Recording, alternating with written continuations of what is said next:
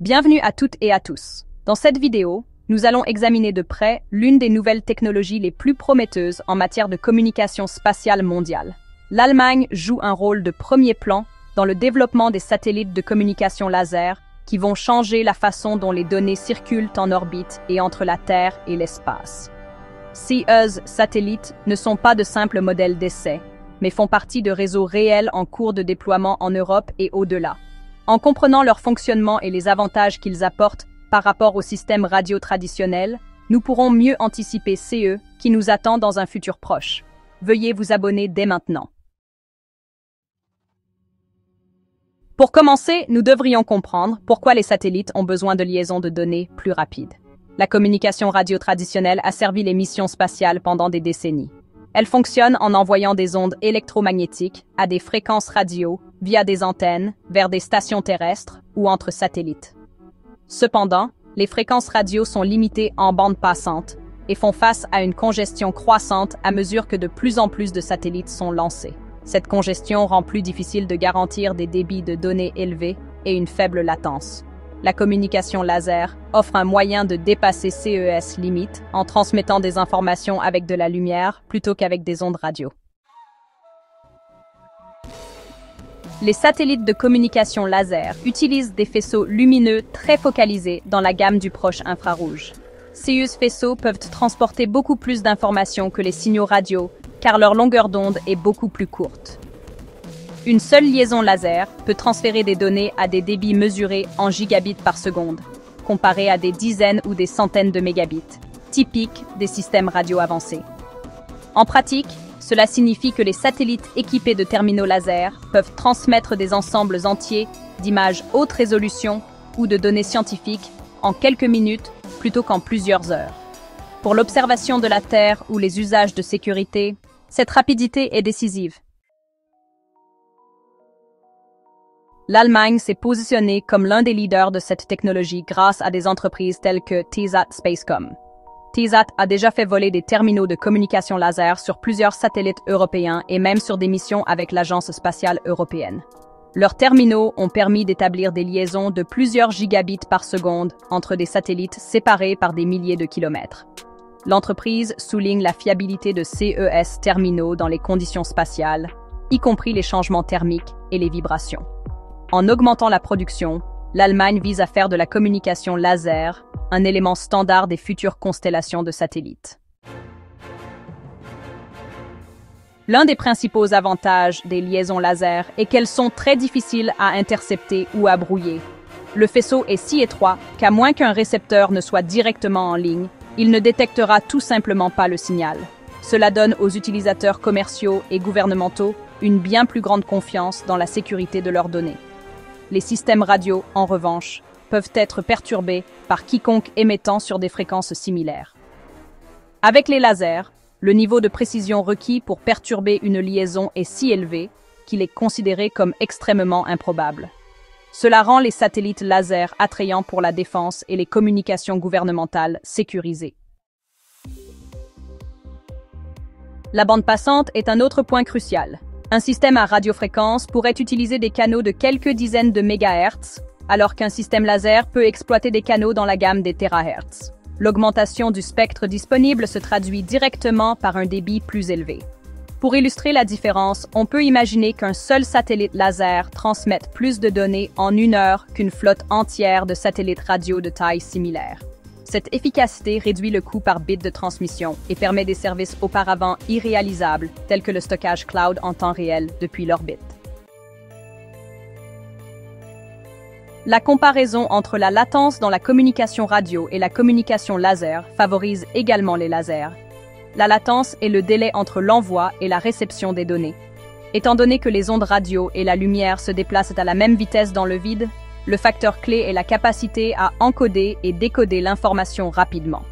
Les terminaux laser utilisent des méthodes de modulation avancées qui réduisent la surcharge et augmentent la vitesse. Dans les réseaux intersatellites, où les données doivent sauter sur plusieurs nœuds, les économies de latence cumulées peuvent être significatives. Cela pourrait permettre la transmission quasi en temps réel de données de capteurs d'une partie du globe à l'autre. La façon dont la modulation fonctionne dans les systèmes optiques est en fait différente de la radio. En communication radio, la phase et l'amplitude varient souvent sur une fréquence porteuse. Mais dans les systèmes optiques, les ingénieurs peuvent utiliser la modulation d'intensité, la modulation de phase ou même la modulation de polarisation du faisceau laser. Ces uses techniques permettent à plusieurs canaux de données d'être encodés sur le même flux lumineux, CE, qui augmente le débit.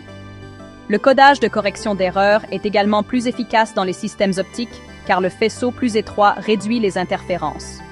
Le résultat est un signal de meilleure qualité avec moins de retransmission, CE qui améliore encore la latence et la fiabilité. Les méthodes d'encodage des liaisons laser sont très avancées.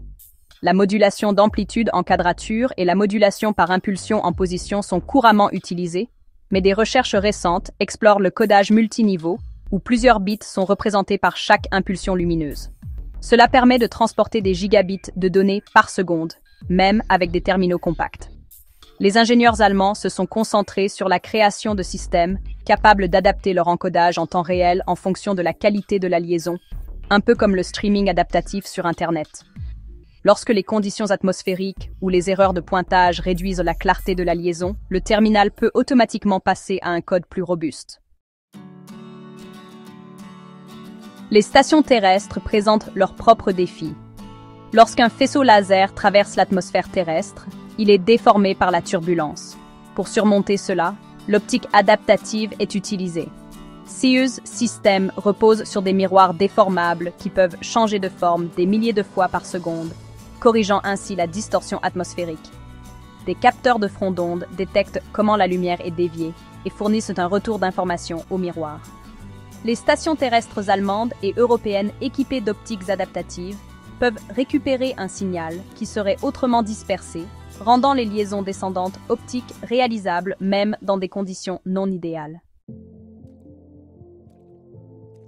Tesat Spacecom s'est associé à des acteurs internationaux, y compris Airbus Defence and Space, pour étendre l'adoption. Leurs terminaux sont intégrés aux satellites du système européen de relais de données, qui agissent comme des routeurs de données à haute vitesse dans l'espace. Ce système permet aux satellites d'observation de la Terre d'envoyer des données immédiatement, sans attendre de passer au-dessus d'une station terrestre. La Commission européenne promeut cela comme un moyen d'améliorer la réponse aux catastrophes et la surveillance de la sécurité. En disposant des informations en quelques minutes plutôt qu'en quelques heures, les décideurs obtiennent un avantage clair dans les situations urgentes. Une autre étude de CAS concerne le travail de Tesat avec les constellations de satellites à large bande internationale. Le matériel allemand fait déjà SES preuve sur les marchés commerciaux, avec des opérateurs de satellites du monde entier qui choisissent les terminaux Tesat pour leur capacité de liaison intersatellite.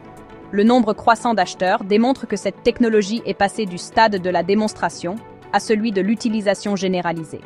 Cela souligne également la capacité de l'Europe à concurrencer efficacement un secteur souvent dominé par les fabricants en Asie et aux États-Unis.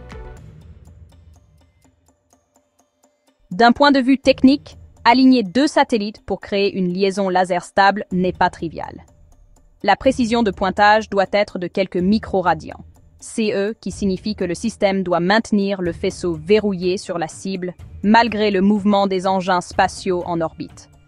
Tesat a développé des miroirs de pilotage de précision et des systèmes de suivi en boucle fermée qui atteignent cette précision. Les terminaux utilisent également des lasers de balise pour aider à établir la liaison avant de passer au faisceau de données à haut débit. Ces innovations sont essentielles car le moindre désalignement pourrait rompre la connexion. La gestion thermique est un autre défi de conception. Les diodes laser génèrent de la chaleur et, dans l'espace, il n'y a pas d'air pour la dissiper. Les ingénieurs comptent sur les caloducs et les radiateurs pour éloigner l'énergie thermique des composants sensibles. Les terminaux Tesat ont montré qu'ils peuvent fonctionner pendant des années sans dégradation, grâce à une conception thermique soignée. Cela contraste avec les prototypes antérieurs d'autres entreprises qui souffraient de surchauffe ou de durée de vie limitée. La fiabilité du matériel allemand est l'une des raisons pour lesquelles il a été choisi pour les missions européennes phares. En 2026, on peut s'attendre à une augmentation significative du nombre de satellites équipés de terminaux laser. Plusieurs constellations européennes pour le haut débit et l'observation de la Terre devraient les inclure comme équipements standards. Cela augmentera la capacité de relais de données disponibles pour les gouvernements européens et les opérateurs commerciaux. Les prévisions suggèrent que d'ici 2026, plus d'une centaine de terminaux laser actifs pourraient être en service en orbite, uniquement à partir de satellites européens. Cela marquera le moment où la communication laser passera du stade expérimental à celui de la généralisation. D'ici 2027, l'adoption devrait s'étendre à de multiples couches orbitales. Les constellations en orbite terrestre moyenne pourront utiliser des liaisons optiques pour connecter les satellites de navigation, améliorant ainsi la résilience et la précision des systèmes de positionnement. Les constellations en orbite terrestre basse s'appuieront de plus en plus sur les liaisons laser intersatellites pour acheminer le trafic directement dans l'espace, plutôt que par des stations terrestres congestionnées. Les analystes s'attendent à qu'au moins 5 grands opérateurs de satellites déploient de grandes constellations avec des terminaux optiques d'ici 2027, mettant ainsi des milliers d'unités en service. L'Allemagne en bénéficiera directement en tant que fournisseur de CE matériel. D'ici la fin des années 20, nous pourrions également assister à l'intégration de liaisons laser dans les missions interplanétaires. L'Agence spatiale européenne a déjà évoqué la possibilité d'utiliser des liaisons optiques pour les orbiteurs martiens. Bien que l'accent soit actuellement mis sur l'orbite terrestre, les avantages à long terme de la communication optique pour l'espace lointain sont énormes. Un seul terminal optique pourrait fournir le même débit de données depuis Mars que CE qui nécessite actuellement de très grandes antennes radio sur Terre. Le travail précoce de l'Allemagne dans CE domaine la positionne comme un fournisseur clé si de telles missions devaient être avancées. Les implications à moyen terme incluent la formation de véritables dorsales de données satellitaires dans l'espace. Grâce aux liaisons laser intersatellites, les satellites n'ont plus besoin d'envoyer toutes leurs données directement au sol. Au lieu de cela, ils peuvent les transmettre via un réseau de paires jusqu'à CE, qu'elles atteignent une station terrestre disponible. CE modèle reflète le fonctionnement d'Internet sur Terre, avec SES routeur et SES point de commutation.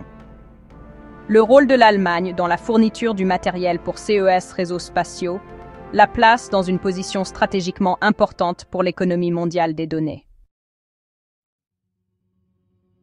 Il y a aussi des défis à relever. Un problème est la standardisation des protocoles. Différentes entreprises ont construit des terminaux laser qui ne sont pas toujours interopérables. L'Agence spatiale européenne travaille avec TESAT et d'autres pour développer des normes communes afin que les satellites de différents fabricants puissent communiquer entre eux. Un autre défi est le coût. Bien que les prix aient baissé, chaque terminal représente toujours un investissement significatif. La production de masse aidera, mais il y a un équilibre à trouver entre performance et abordabilité. Bien. Une autre considération est d'ordre réglementaire. Étant donné que les faisceaux de communication laser sont très étroits, ils n'interfèrent pas avec les allocations de spectre radio existantes. Cependant, des directives internationales doivent encore être créées pour une utilisation sûre. L'Union internationale des télécommunications a commencé à discuter des cadres pour la communication optique. Le leadership de l'Allemagne dans ce domaine garantit que les intérêts européens sont représentés dans CES discussions. En élaborant les règles tôt, l'Europe peut éviter les goulots d'étranglement qui ont entravé la gestion du spectre radio. D'un point de vue concurrentiel, l'Allemagne fait face à des rivaux au Japon et en Corée du Sud, qui développent également des communications optiques avancées. Cependant, la maturité du matériel allemand lui donne une longueur d'avance certaine. Si les tendances actuelles se maintiennent, les terminaux allemands voleront sur des centaines de satellites avant que de nombreux concurrents ne quittent le stade du prototype. Cela apporte à la fois des revenus et de l'influence sur l'évolution du marché mondial. Cela garantit également que l'Allemagne reste un partenaire indispensable dans les projets de satellites multinationaux. En regardant plus loin, au début des années 2030, les experts s'attendent à CE, que la communication laser devienne la norme pour toutes les nouvelles plateformes satellitaires, quel que soit le type de mission. Les constellations d'observation de la Terre, de navigation et de haut débit intégreront des terminaux optiques comme équipement standard, et même de petits CubeSats, pourront embarquer des versions miniaturisées. À mesure que les prix baisseront et que les protocoles se standardiseront, les réseaux optiques pourraient s'étendre non seulement à l'orbite terrestre, mais aussi aux passerelles lunaires et aux missions martiennes. Pour l'Allemagne, cela signifie une croissance continue de son secteur aérospatial et un rôle soutenu dans la formation de l'infrastructure de communication mondiale de la prochaine décennie. Pour les spectateurs, le message clé est que les satellites de communication laser ne sont pas de la science-fiction ou des promesses lointaines. Ils sont déjà opérationnels aujourd'hui, et d'ici 2026, ils feront partie des opérations satellitaires quotidiennes. Cela signifie un Internet plus rapide depuis l'orbite, une surveillance météorologique et des catastrophes plus rapides, et des communications plus sécurisées pour les gouvernements. L'Allemagne a discrètement bâti une solide base industrielle dans ces domaines, et son rôle ne fera que croître dans les années à venir. Merci beaucoup de votre visionnage. Veuillez aimer et vous abonner.